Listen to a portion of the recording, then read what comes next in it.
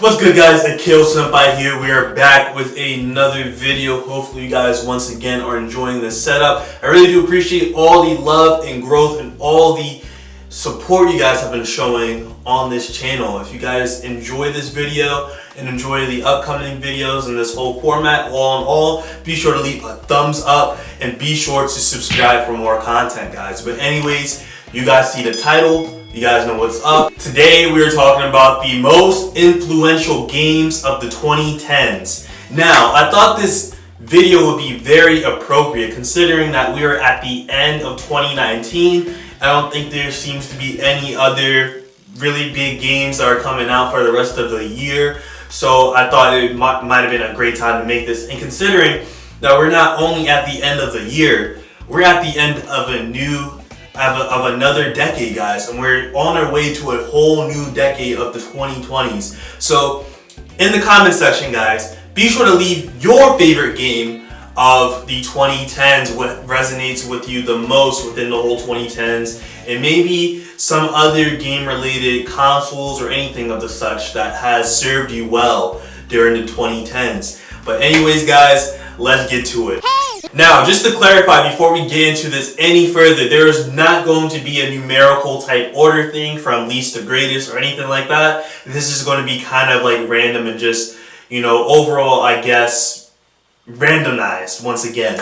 But yeah, hopefully you guys enjoy once again. So, number one is going to be Minecraft, guys. Minecraft.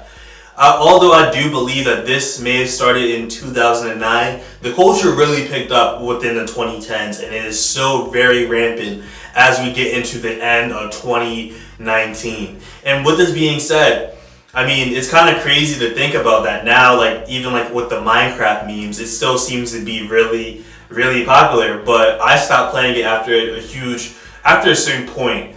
When I first seen this game, I automatically was like confused at why was this game so hyped. With me being from middle school, transitioning into high school and etc. I was so very young, so I had a lot of peers that would play this game as well. And I guess that this just kind of increased the experience even more. I could see if you were a bit older, like in your 30s or whatever, some people might have found it a little weird to play this game because it looked like a really kiddie game. And kind of looked boring to a lot of people until you started playing it. And that's what I really liked about Minecraft when I first picked it up. When you first looked at Minecraft, for a lot of people, it may have seemed really dumb at first. Like, what is like the hype behind it? But once you guys start the game, you actually play for yourself, you start to see the complexity of this game and just the wonders that it has. And that's the reason why I fell in love with it, because it was just this whole survival aspect that was very different to a lot of games, especially that came out around the time. The graphics may have been a little off-putting at first, but it's one of the main things that attracts me to the game now. It's just so different from everything else in that it didn't really need a huge amount of realistic, graphics in order for it to be a great game. It really just showed that a game's, greatness wasn't just by its graphics. It goes based on the content itself. So that's why I believe it was one of the most influential games of the 2010s, especially during the time where it seemed like companies were pushing towards more realistic graphics and etc. And not only this, considering that it made so much money, guys, but we started to see a huge impact on the YouTube creators, gaming atmosphere when it came to Minecraft. So many other people started playing Minecraft. You seen people like Sky does Minecraft and all these other people. I remember when PewDiePie started playing Minecraft. I think he's playing it right now again as we speak, which is probably keeping the hype alive. Microsoft ended up buying it, and they invested a huge amount of money into it. And I believe this was an indie game as well, so it also showed the huge impact indie developers can actually have on the whole gaming atmosphere, thinking that only the popular games are going to be AAA or first-party published games. So this was really, really impactful, I feel, and I wouldn't be surprised if it still had some kind of an impact within the 2020s, to be honest. Although the hype, I thought personally, had died down, but obviously it's still up. So that is going to be the first one, Minecraft. Now guys, getting into the second one. The second one I say is one of the most influential games of the 2010s is Elder Scrolls Skyrim. Now I know the whole thing of it isn't really revolutionary considering that Elder Scrolls had multiple other games before this one, and then I believe there are other games like Fable. So there was always that kind of genre that they have. But I'm talking about the community, not just the game. When it came to Skyrim, what I really liked about it was not only the fact that it was just so huge and like not only this, but it was just so much different than other games I had played at the time. This was in 2011. 2011, I was still in middle school. I don't think I got it till 2012 when I was in high school. This game was huge back then. It was very, very huge. I mean, considering that it just had so much things to do in the game, from an RPG standpoint. And, all this without it being multiplayer, although some people have made mods to make it multiplayer. I'm not sure if it's been a success since then, but this kind of gets into it even deeper. What made the game so amazing was the modding community, guys. This showed the huge amount of impact a modding community can have when it comes to a video game within the 2010s. We saw graphic mods, we saw big booty mods, we saw Thomas the Train mods, we saw a whole bunch of other stuff. Stuff that added so much to the game where it could literally be its own game in itself. Some people have even gone to the lengths of that, of making like their own big DLC. Not sure if they've been successful, but considering the fact that people were able to do this with their own like personal resources, really showed how big this impactful game was within the 2010s. I believe even some modding people ended up working for Bethesda in the end because Bethesda in themselves saw how big this was for their game. And this led to a bunch of other scandals because this led into the whole paid mod fiasco, which was very, very interesting and a lot of people did not like it. And this showed within the 2010s as well the huge impact a lot of people's voices within the gaming community has on the huge gaming atmosphere. Because once people got upset, the reviews started coming. And a lot of people started thumbsing down all these mods.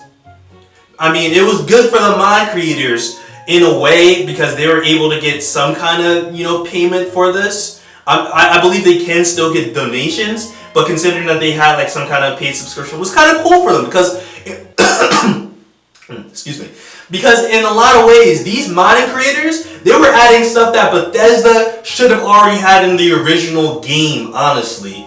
And they were adding stuff that even improved the quality of the game and improved the longevity of the game itself. It's still very popular to this day and people are still playing it. It's a single player game. People were adding quests, people were adding like a whole bunch of stuff. So I can't believe why anybody else wouldn't have this on their list for the most impactful games of the 2010s. Not to say that Fallout New Vegas kind of had this, but it wasn't as big as the extent that Skyrim did. Neither did Fallout 4 have the whole, modding thing down to a T as much as Skyrim did. And I wouldn't be surprised if it was still popular within the early 2020s until the next Elder Scrolls game comes out.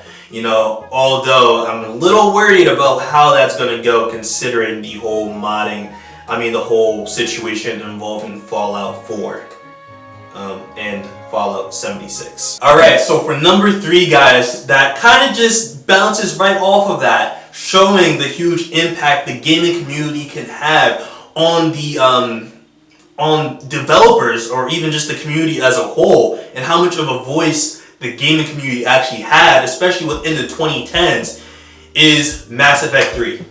Now, I personally did not play this game. I did not play the previous ones. In fact, I think the only experience that I have with Mass Effect, with just physically playing it, was playing the demo that was on Origin or whatever. But I personally didn't get into it, but there's a bunch of people that are huge, huge fans of Mass Effect. And with this being said, this leads up into the whole fiasco that happened within the early 2010s, where so many people complained about the ending of the series or the trilogy that it literally made the developers make a whole new ending of a game. This is something you would not have seen before, considering that, although there were forums and stuff within the early 2000s, there weren't updates to really change it. And I don't think developers were going to make a whole new disc just to change the ending. I could be wrong, and correct me if I'm wrong, guys, in the comment section down below.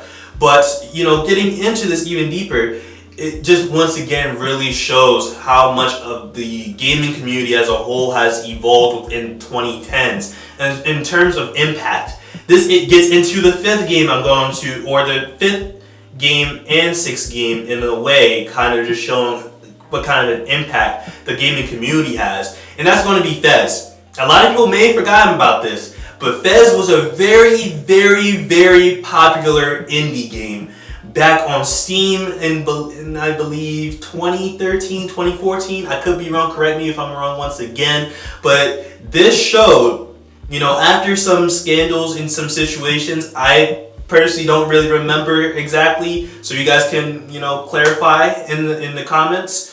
But once one of the indie developers did not get a liking from a lot of the people within the gaming community, this essentially backfired on him and really showed once again just how powerful the community in itself, the voice of the community in itself is once again, especially once the game started to get thumbs downs and very, very, very negative comments. I think this ended up making him wanting to leave indie developing as a whole. I think he ended up making one other game in itself, but one other game, but I don't think it did as good because of the whole situation. So that's just a whole nother game that really shows the impact of the voice of the community and one of the most influential games of the 2010s. Just getting deeper into indie games. Number 6, number 5. The next game, anyways, is going to be Journey, and this really shows once again just how powerful indie games have kind of just risen from, I guess, just from nothing, kind of. A lot of people kind of seen, especially when it came to games like Journey, for example, a game that didn't have any action, I believe. I didn't play this game once again, but just from observations and videos I've seen, this game, really showed that a game, especially an indie game, didn't really have to be full of a bunch of action or explosions or all these other things in order to make it a beautiful masterpiece.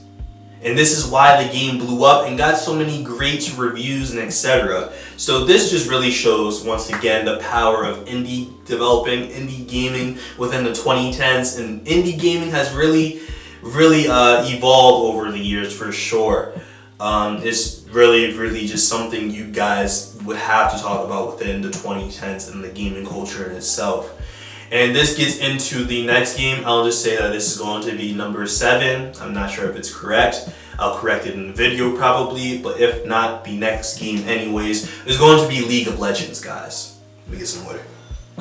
Now, with League of Legends, the system in itself I don't think is new at all because Dota came way before League of Legends, but League of Legends had a huge impact on the gaming community as a whole and kind of created a whole big frequency of MOBA games that kind of came after its huge success. Although I do believe that this came out in 2009, its popularity was at its peak within the 2010s, I would say, because this led into the whole transformation of Twitch. This led into the whole huge transformation of esports. And not only this led into a huge transformation of cosplayers. Now, for people that go to conventions and stuff, 9 times out of 10, you're definitely going to be seeing League of Legends cosplayers. And this in itself is very, very influential, guys. Now, I believe that the creators of League of Legends are actually making 4 new games. One's going to be a fighting game, racing game, and some other stuff. So I'm not too like familiar with that whole thing. I don't even play League anymore. There was a point in time where I did play League a lot within the early 2010s, and it's not as popular as it was earlier in the 2010s, but it's still really, really huge. It's still top 10 ranking on Twitch. And not only this, it's also, considering that it still made so much profit to make all these other games and have a bunch of people be anticipating a lot of these new games, is very, very powerful in itself. And once again, I played Dota 2 mostly, for those that aren't aware of that. Dota 2 is fire. Alright, here's the situation, guys. There's a lot more to this video, and I'll actually be dropping this with the second part, believe it or not. But what I want you guys to do is comment down below if you guys want me to have the full clip, because this is probably going to be maybe about 20 more minutes of footage, and that's why I didn't want to just put it all in one part. That would have been a really long video, and I'm not sure if you guys would have enjoyed that. But if you guys do want this video to be longer, comment down below if you guys want this in 3 parts or you guys want it just in one more part. But other than that, guys, really do appreciate all of you guys once again, and I'll see you all later. Peace.